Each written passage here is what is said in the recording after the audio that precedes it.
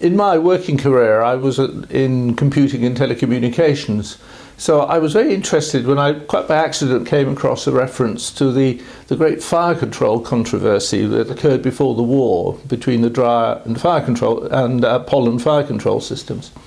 And I thought, when I read about it some more, that I might have something to say about it myself.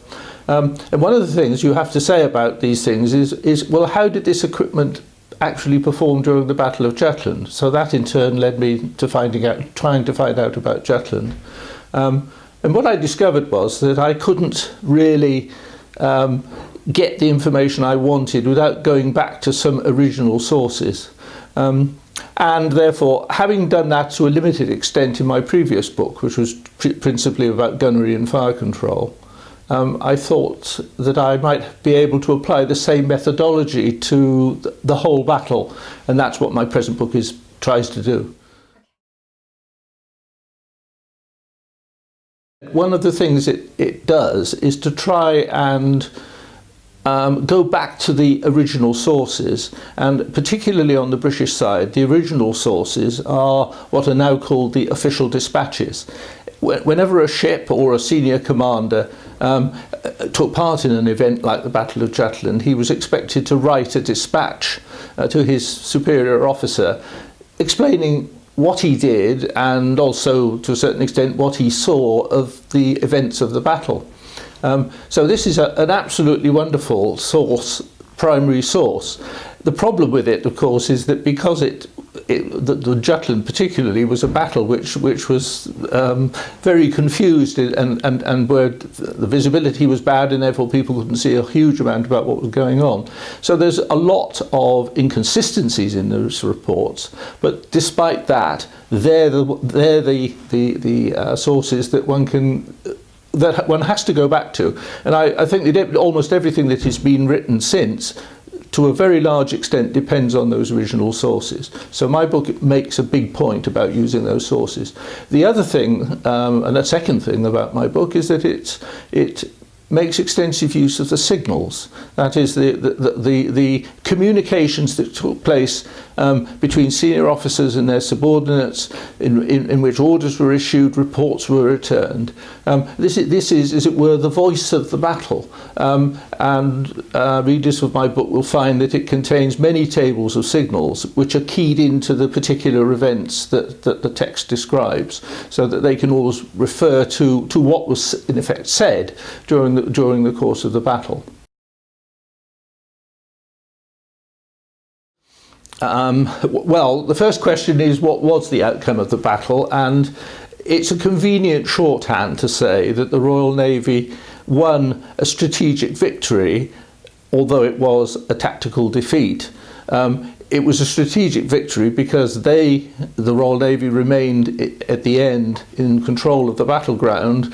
The German High Seas Fleet retreated to its harbours as soon as it could, so that the effect of the battle was to leave the strategic situation very largely as it had been before. But in the course of the battle itself, the Royal Navy certainly suffered much worse losses than the Germans did. More than twice as many casualties, and in terms of heavy losses, the Royal Navy lost 3 battle cruisers and 2 armoured cruisers. The German heavy ships, the only losses were one rather obsolescent battleship and 1 modern battle cruiser. So that was really the essence of the outcome. Afterwards, the strategic situation, despite the Royal Navy's losses, was still essentially the same as it had been before. And the important aspect of that was that because the Royal Navy was largely in control most of the time, particularly of the northern part of the North Sea, the blockade of Germany could be maintained, and that eventually proved one of the decisive factors in Germany's defeat.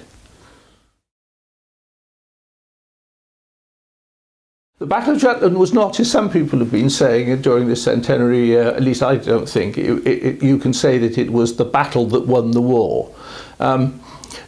if the outcome had been very, very much worse than it had been, if it had been not just a defeat in some detail, but there had been large losses of the ships of the British Grand Fleet, so that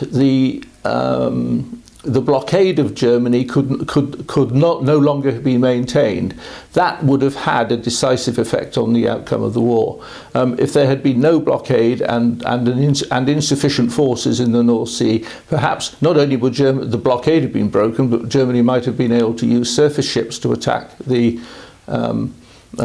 British trade, and that itself would have had a large effect. As it was, the important outcome of the battle in terms of Germany's prosecution of the war was that, not immediately, because it's often said that that after Jutland the German fleet never came out again. In fact, that isn't correct. They mounted a large operation on the 19th of August, although nothing came of it because the two fleets didn't make contact. And in fact there was another lesser operation even on the 19th of October.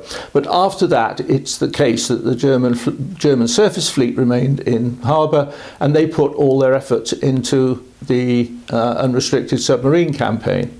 Now, of course, that was for a time extremely dangerous, and at one time the losses that were being inflicted on British shipping were unsustainable. But eventually, the campaign, the introduction of convoy, meant that the German submarine campaign was not as dangerous as it had been, and critically, the outrage created in the United States by the sinking of ships in which their nationals were drowned meant that that America eventually came into the war on the Allied side, and that of course had a very decisive effect in the land war in 1918. So Jutland led the German Navy to eventually give up on surface warfare to resort to submarine warfare, and the submarine campaign itself led in several ways to the factors which resulted in Germany's ultimate defeat in 1918.